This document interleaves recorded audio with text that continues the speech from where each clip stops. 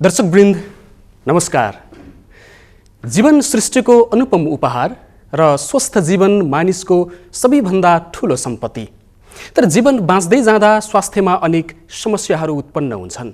तिनै स्वास्थ्य समस्याहरूको समाधान खोज्ने कार्यक्रम हेल्थ डेस्कको यो चौथो श्रृङ्खलामा हार्दिक स्वागत गर्दछु।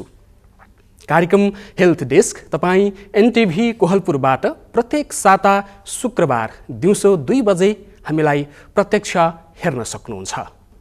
चीनको वुहान प्रान्तबाट सुरु भएको कोरोना भाइरसको संक्रमण अहिले विश्वव्यापी रूपमा फैलिरहेको छ, विश्वलाई आक्रान्त बनाइरहेको छ र यसबाट हामी नेपालीहरू पनि भाग्न सकिरहेका छैनौँ र बाँकेसहित नेपालका धेरैजसो जिल्लाहरूमा कोरोना भाइरसको संक्रमण व्याप्त नै रहेको छ। बाँके जिल्लाको भेरी अस्पतालमा कोभिड अस्पताल सञ्चालन भइरहेको छ र आज हामी कोरोना भाइरसको संक्रमण, यसले पार्ने प्रभाव र बाँकेको भेरी अस्पतालमा रहेको कोभिड विशेष अस्पतालका विषयमा कुराकानी गर्दैछौँ।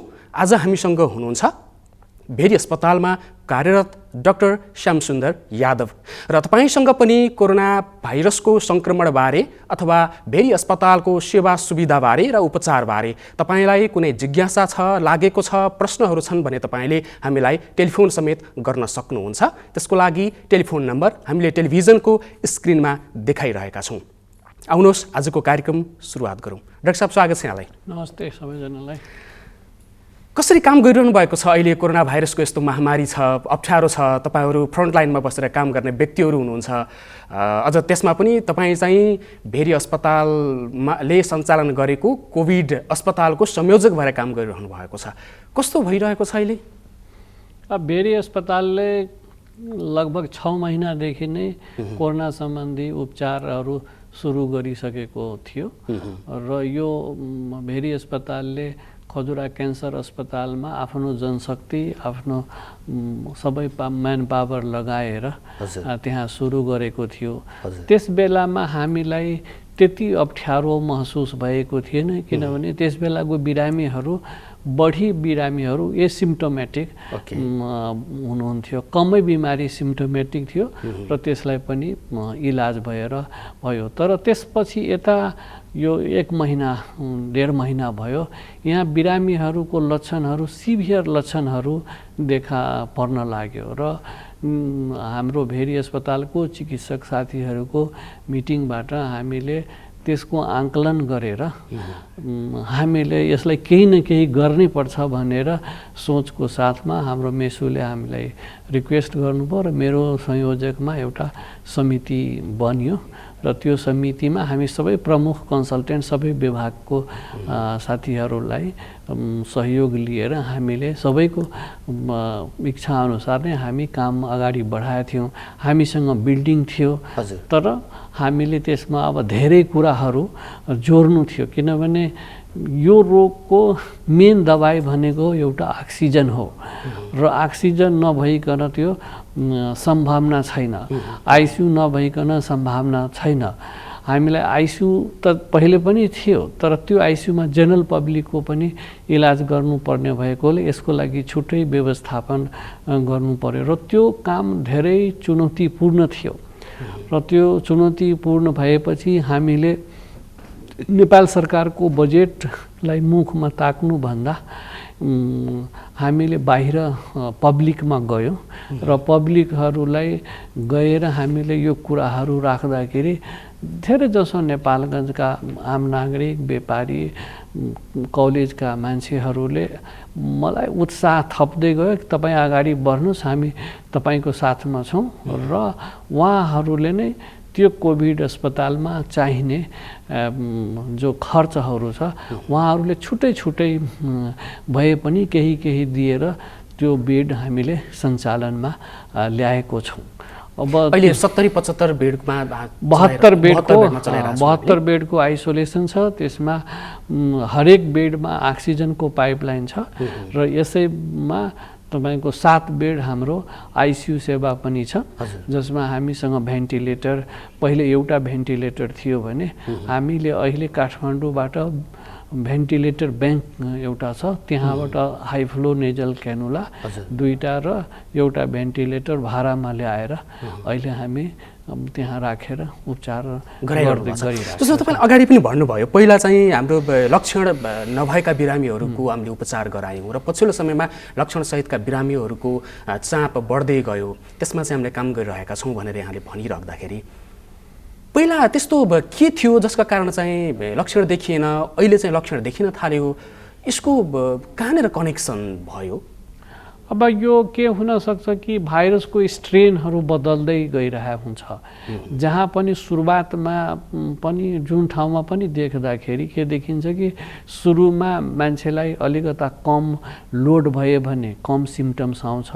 जब यो कम्युनिटीमा फैल्दै जान्छ त जो मान्छेको शरीर अलिकता विक भएको हुन्छ, पहिलेदेखि हामी त्यो मेडिकल टर्ममा इम्युनो कम्प्रोमाइज भन्छौँ, त्यो मान्छेहरूलाई यो बढी एट्याक गर्ने गरेको छ। हुन त पहिले के भन्थ्यो कि अब यो 60 वर्षभन्दा माथि यो अहिले पनि भनिन्छ कि बढी रिस्क छ, तर अहिलेको अवस्थामा यस क्षेत्रमा त कम उमेरको मान्छेहरूलाई पनि सिकिस्त बनाएको हामीले अस्पतालमा देखिरहेको छौँ। कम मान्छेहरूको मृत्यु पनि भएको छ। त्यसैले यो भाइरलको लोड कति छ उसको र उसको स्ट्रेन बदल्ने तौर तरिका यो अहिले डिपली अध्ययन भइ नसकेको मेरो बुझाइमा छ। ठ्याक्कै अब तपाईँ यो चिकित्सकहरूको आँखाबाट भन्दाखेरि, यसलाई विश्लेषण गर्दाखेरि कोरोना भाइरसलाई चाहिँ कसरी बुझ्ने हो, जस्तो आम मानिसहरूले यसलाई सामान्य रुगाखोकीकै रूपमा बुझ्न थालेका होलान् कि भन्ने त्यस्तो पनि देखिन्छ। धेरै मान्छेले पछिल्लो समयमा यसलाई चाहिँ अझ गम्भीर रूपमा लिन पनि छोडिसके। अब सहर बजारहरू सबै खुलिसकेको छ, विद्यालयहरू धमाधम खुल्ने स्थिति पनि बनिरहेको छ। अझ तपाईँले भने जस्तो लक्षण सहितका बिरामीहरूको चाप बढ्न थालेको छ। कम उमेरका व्यक्तिहरू पनि अहिले उनीहरूको मृत्युदर पनि बढेको छ भनिराख्दाखेरि चाहिँ कोरोना भाइरसको जुन एउटा सिम्टम छ अथवा त्यसको जुन एउटा आकार छ, त्यसको प्रकृति छ, त्यो चेन्ज हुँदै गर्दाखेरि चाहिँ हामीले यसलाई अझ कसरी बुझ्न सक्छौँ, कसरी निहाल्न सक्छौँ? कोरोना भाइरस हामीले बुझ्ने एउटा के कुरा हो, रुगाखोकी त समयमा आउँछ, त्यो आफै निको भएर जान्छ। त कोरोना भाइरस भनेको हामीले जति सजिलो यसलाई हाम्रो अब हामी भनौँ फेसबुक मार्फत न्युज मार्फत जो पाउँछौँ कि यो केही होइन भने त्यो बुझाइ सरासर गलत हो। यो कुरा बुझ्न हामीले जरुरी छ कि कोरोना भाइरससँग हामीले कसरी जिन्दगी जित्न सक्छौँ। यो कुरालाई जबसम्म हामी मनन गर्दैनौँ तबसम्म यो रोगबाट जित्न बहुत कठिन। यसमा आत्मबलको बहुत जरुरी छ र यो रुगाखोकी जस्तै सुरुवातमा हुँदाखेरि पनि चाप्दै गयो भने सास प्रसास नलीमा बढी असर पार्छ। अब ज्वरो आउने, सुखाखोकी हुने, सास प्रशासनमा गडबडी भयो भने जति छिटो अस्पतालमा पुग्न सके त्यति छिटो ट्रिटमेन्ट सुरु भयो भने उसको सर्भाइभेबिलिटी जुन छ नि त्यो बढिहाल्छ। यसलाई जुन छ नि हामीले हेलचक्राइ गऱ्यो भने त यो भयावह रूप हुँदैछ। अहिले जो बढेको कारण के हो भने अब हामी तपाईँले भने जस्तै हामी सबै खोलिसक्यो भने पब्लिकमा एवेरनेस हामी क्रिएट गर्न सकिरहेको छैन। यो यसभन्दा पहिले पनि 2-3 मिटिङमा पनि मैले यो कुराहरू उठाएको थिएँ, राजनैतिक दलकै कुराहरू उठाएको थिएँ कि हजुरहरूले जसरी भोट माग्ने बेलामा हरेक व्यक्तिलाई यो यसरी छाप लगाउनुहुन्छ त्यसरी हरेक व्यक्तिलाई यसको बारेमा सचेतना जगाउन जरुरी छ। अब जो हाम्रो पब्लिकको समाचार दिने मान्छेहरू छन् उनीहरू नगरेको होइनन्, कोसिस त गरिरहेछन्, तर यो रुट लेभलसम्म तलसम्म गइसकेको मलाई त्यति महसुस लाग्दैन। किनभने तपाईँले आम जीवनमा हेर्नुभयो भने कोहलपुर आजभन्दा 6 महिना पहिले कस्तो थियो अहिले पनि यस्तै देखिन्छ। त्यो अलिकता भयावह स्थिति हुनसक्छ। अब सुरुमै नेपालगञ्जमा देखियो, कोहलपुरमा देखिएन, कोहलपुरमा नाकाबन्दी गर्यो, तर अब नेपालगञ्जभन्दा कोहलपुरमा कम छैन। यो त एकबाट अर्कोबाट सर्ने हो। अब सर्ने कारणहरू खाँसीबाट सर्छ, हावाबाट सर्छ, यो डिफ्रेन्ट तरिकाहरू कन्ट्याक्टबाट सर्छ। अब योहरूलाई जबसम्म हामीले गम्भीर रूपले यसलाई विचार गर्दैनौँ त सरकारले पनि मात्रै मलाई सबै चिज बिमारी भइहाल्छ, मलाई सबै इलाज गरिदिन्छ, त्यो सम्भावना छैन। हामीले पनि यसमा योगदान गऱ्यो भने मात्रै यसलाई हामी जित्न सक्छौँ। त्यो त अवेरनेसको कुरा तपाईँले गरिराख्दाखेरि अहिले यो विषयमा जानकारी नभएको व्यक्ति चाहिँ को होला र होइन? सबैलाई चाहिँ जानकारी छ, तर मान्छेहरूको जुन हेलचक्र्याइ गर्ने जुन एउटा परिपाटी छ त्यसले जोखिमलाई बढाउन सक्ने सम्भावना चाहिँ बढी नै छ नि, होइन? यो त स्वाभाविक हो। यसमा जोखिम जानेर पनि भन्नुभयो नि हेलचक्राइ गर्ने जान त छ, तर यो केही हुँदैन भने आम मानिसमा धेरै जसो मानिसहरूमा यो सोच छ। त्यो सोचलाई बदल्नु नै एवेरनेसको काम हो कि तपाईँलाई मैले बुझाउन सकेँ कि यसको गम्भीरता के हो, यसले के असर पार्न सक्छ।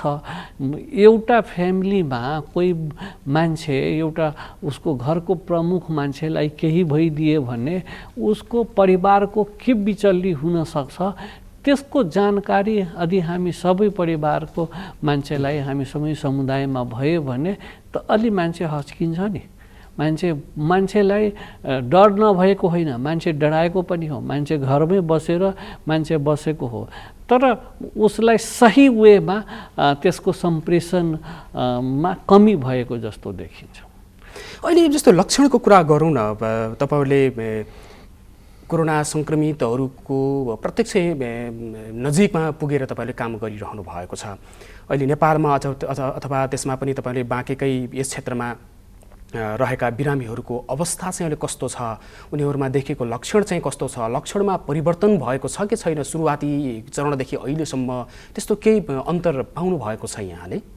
सुरुमा त यसको लक्षणै कम थियो। धेरै जसो मान्छेले म त एकदमै ठिक छु, मलाई किन त्यहाँ लग्यो भनेर पनि धेरै गुनासो आयो। मलाई केही भएको छैन, यी डाक्टरहरूले मलाई पोजिटिभ गराएर मलाई रुममा थुन दिएको जस्तो भयो।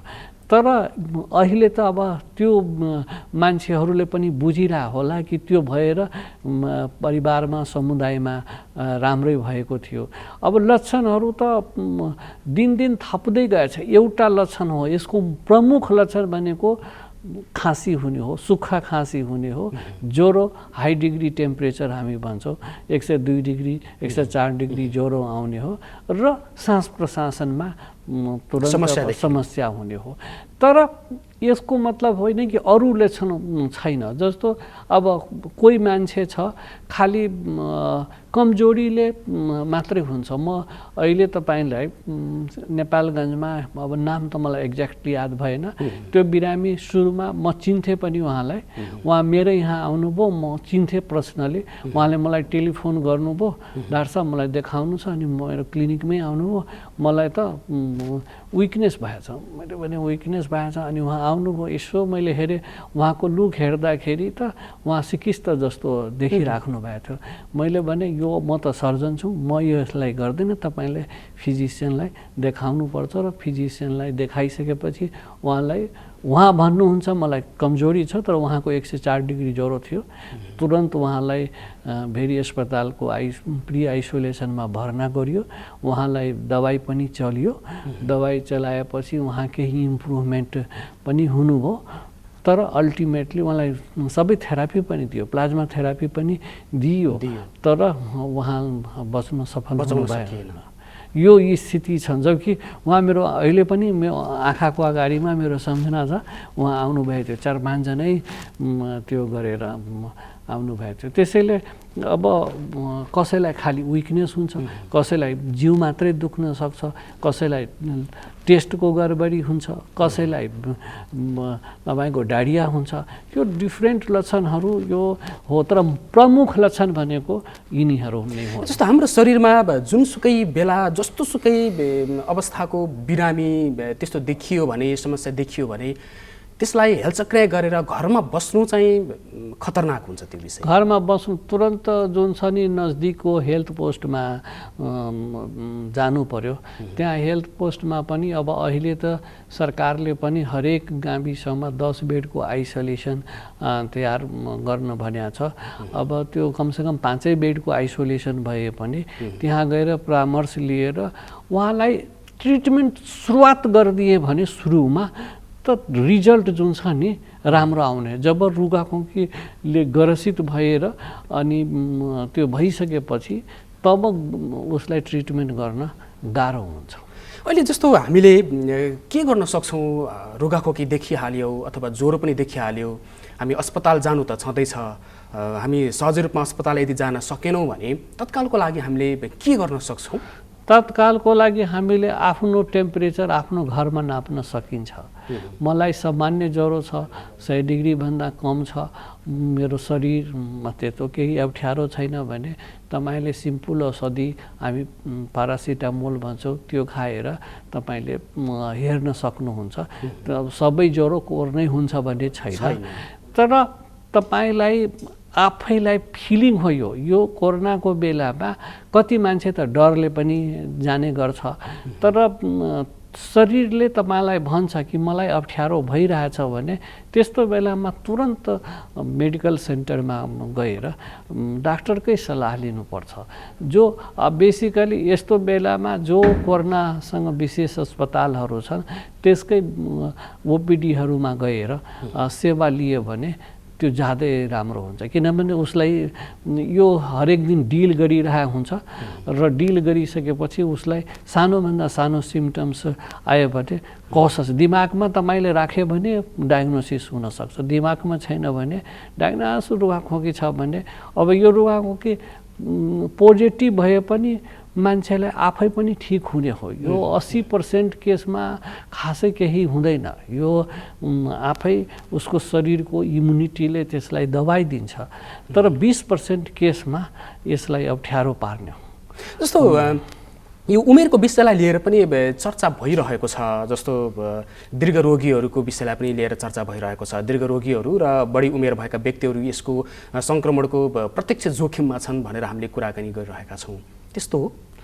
अब यो पक्कै हो, किनभने जो उमेर बढी भयो भने हाम्रो शरीरको इम्युनिटीको क्षमता कम हुँदै जान्छ सर।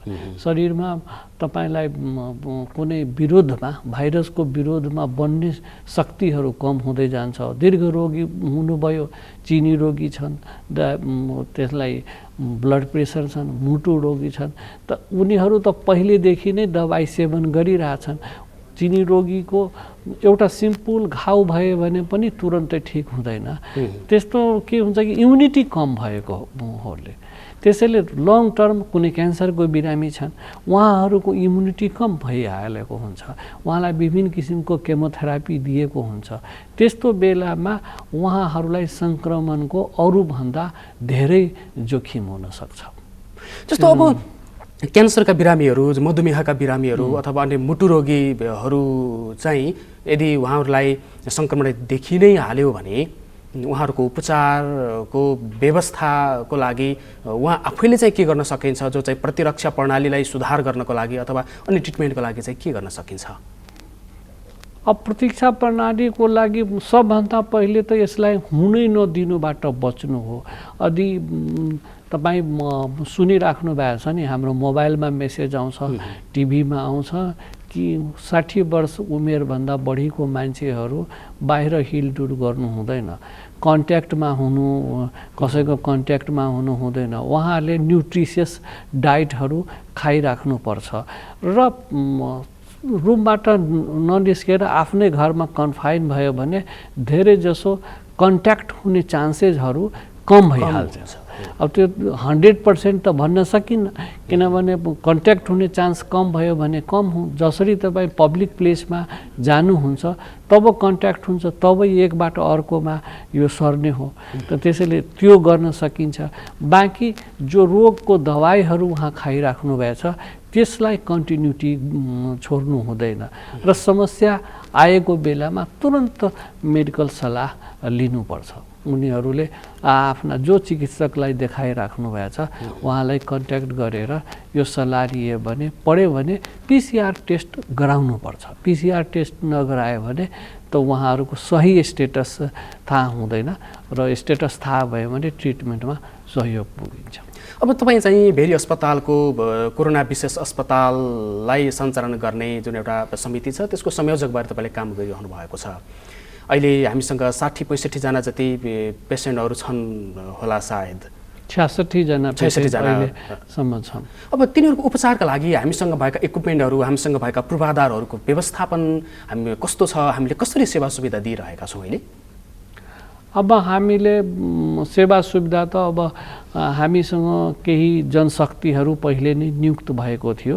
जुन बेला हामी खजुरा क्यान्सर अस्पतालमा सञ्चालन गर्यो त्यहाँबाट जनशक्तिहरू हामी ल्याएर र भेरी अस्पतालको आफ्नै जनशक्ति पनि थियो, त्यो सबै मिलाएर हामीले उहाँहरूलाई व्यवस्था, त्यो ठुलो चुनौतीपूर्ण कुरा हो। किनभने अब के हुन्छ कि आम मानिसको एउटा धारणा के हो कि डाक्टरहरू जसरी पहिले बिरामीलाई हेर्थे त्यसरी बिरामी हेर्न आउँदैन। अब यो स्वाभाविक कुरा पनि हो। उसलाई के हो कि सबै यदि चिकित्सक नै बिमार भइहाल्यो भने त्यो इलाज कसले गर्ने? एकदम हैन। तर आवश्यकता परेमा चिकित्सक पनि जानुपर्छ र प्रोपर प्रोफाइलेक्सिस लगाएर हामी जो पिपिई भन्छौँ त्यो लगाएर गइ पनि रहेछ। तर जस्तो रेगुलर भिजिट नर्मल बिरामीको हुन्थ्यो त्यस्तो गर्न यसमा गाह्रो छ। किनभने यो बार बार कन्ट्याक्ट भयो भने, बार बार एक्सपोजर भयो भने त बिरामी त छँदैछ। जो स्वास्थ्यकर्मी छन् आजको दिनमा भेरी अस्पतालमा यो रोगबाट 40 जना करिब पोजिटिभ भइसक्नुभयो। चिकित्सकहरू नै 8-10 जना त चिकित्सकहरू नै पोजिटिभ भइसक्नुभयो र स्वास्थ्यकर्मीहरू अरू हाम्रो जो छन् उहाँहरू पोजिटिभ भइसक्नु भएछ। त्यसैले जति बिरामीको कन्ट्याक्टमा आउनुहुन्छ त्यति तपाईँ पोजिटिभ हुनुहुन्छ, यसमा कोही दुमत नै छैन। तैपनि हाम्रो धर्म हो, हाम्रो पेसा हो, हामीले उच्च मनोबलको साथमा लडिरहनुपर्छ र हामी लडिरह्यो भने हामी पक्का कोरोनालाई जितिहाल्छौँ। जस्तो तपाईँहरूले सेवा प्रवाह गरिराख्दाखेरि तपाईँहरूसँग पूर्वाधारका कुराहरू जस्तो इक्विपमेन्टका कुरा गर्दाखेरि अब अक्सिजनका कुराहरू भए, भेन्टिलेटरका कुराहरू भए, ती कुराहरू भए, कतिको उपलब्धता छ, कतिको पर्याप्त छ यो विषय? अब हामीले भने नि यसको मेन ट्रिटमेन्ट भनेको अक्सिजन हो। हामीले अक्सिजनको व्यवस्था, चूँकि यहाँ अक्सिजनको फ्याक्ट्री पनि भएकोले अक्सिजनको व्यवस्था दिनको कमसेकम 70 सिलिन्डर 24 घण्टामा ठुलोवाला सिलिन्डर हाम्रो खर्च भइरहेको छ आजको दिनमा। तर हाम्रो बिरामीको सङ्ख्या यदि अरू बढ्दै गयो भने अरू पनि यो जुन छ नि खर्च हुने व्यवस्था हुन्छ। त्यस्तै हामीसँग अहिले को लागि दबाईको अभाव छैन। हामीले अब जो यसमा अहिले प्रयोग गर्ने दबाईहरू छन् त्यो पनि सुरुमा हामीले फार्मेसीबाट नै किनेर ल्याएको छौँ। मन्त्रालयले पनि अहिले केही दबाई पठाउनु भएछ। इक्विपमेन्टको कुरा हो कि संसारभरिमै यो इक्विपमेन्ट अहिले कमी छ। नेपालमा मात्रै होइन। अब हाम्रो सुरुमा खजुरा सञ्चालन गर्दाखेरि एउटा भेन्टिलेटर थियो। अब त्यसपछि हामीले यसले हुँदैन, हाई फ्लो नेजल क्यानुला र एउटा भेन्टिलेटर 3 महिनाको लागि 1,44,000 भाडा तिरेर हामीले ल्याएको छौँ। त्यो 2टा भेन्टिलेटर हामीसँग छ। 2टा भेन्टिलेटरको हामी टेन्डर गरिरहेछौँ। त अब इक्विपमेन्ट एकैचोटि आउन सक्दैन, तर हामीबाट हुने कोसिस जुन छ नि गरि नै रहेछौँ हामीले। अनि चिकित्सकहरू कति हुनुहुन्छ जस्तो भोलिका दिनहरूमा सङ्क्रमणको दर अझै बढ्ने होला, किनभने त्यो कम हुने सङ्केत चाहिँ अझै पनि देखिएको छैन। यसको तयारी चाहिँ कस्तो छ? तपाईँ चाहिँ संयोजक भएर काम गरिरहेको हुनाले यी प्रश्नहरू चाहिँ सान्दर्भिक नै हुन्छन् जस्तो लाग्छ।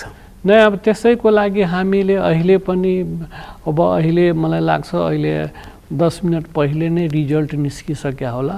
हामीले 21 जना स्टाफ नर्स मागेका थियौँ। 21 जनाको मैले आउनुभन्दा पहिले मैले साइन गरेर आएको छु। यो हामीले 21 जनाको मागिसकेका छौँ। तर म अहिले वैकल्पिक उम्मेदवार पनि 21 जना राखेको छु, किनभने कति मान्छे डराउँछ पनि। अब कोही आएन भने उहाँको सट्टामा ऊ दिने।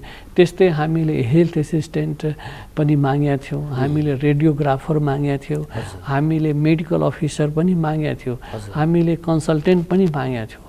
अब मेडिकल अफिसर हाम्रो 12 जना माग्दाखेरि हामीले 4 जना मात्रै एप्लाई गर्नुभयो। हामी 4 जनालाई अहिले लिएका छौँ।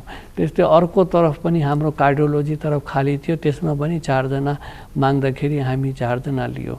अब यतातिर पेडियाट्रिकमा सर्जरीमा एक जना जुन 2 जना, पेडियाट्रिकमा 2 जना र सर्जरीमा 1 जना आउनु भएको छ। केही चिकित्सकहरू अहिले मन्त्रालयबाट जस्तो हाम्रो एनेस्थेसियाको 1 जनालाई अहिले भर्खरै पठाउनु भएको छ। अस्ति 2 दिन भयो उहाँको। 1 जना प्याथोलोजिस्ट, गाइनोकोलोजिस्ट उनीहरू आउनु भएको छ।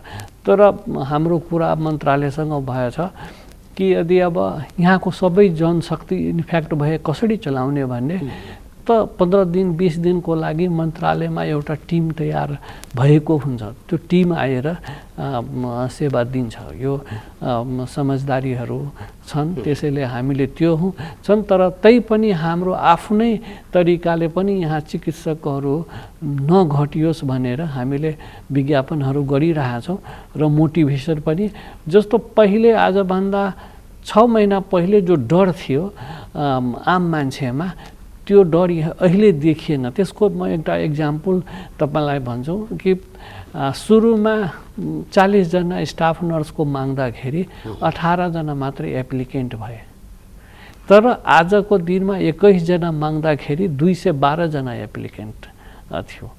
त मान्छेको डर पनि जुन छ नि, म स्वास्थ्यकर्मी छु, मैले काम पनि गर्नुपर्छ भने त्यो डर पनि धेरै धेरै मेटिरहेछ। अब यसको चाहिँ सामना चाहिँ गर्नै पर्दो रहेछ भन्ने किसिमको महसुस चाहिँ यसलाई त अब हामीले जिउनुपर्छ। कोरोनासँग हामीले जिउनुपर्छ।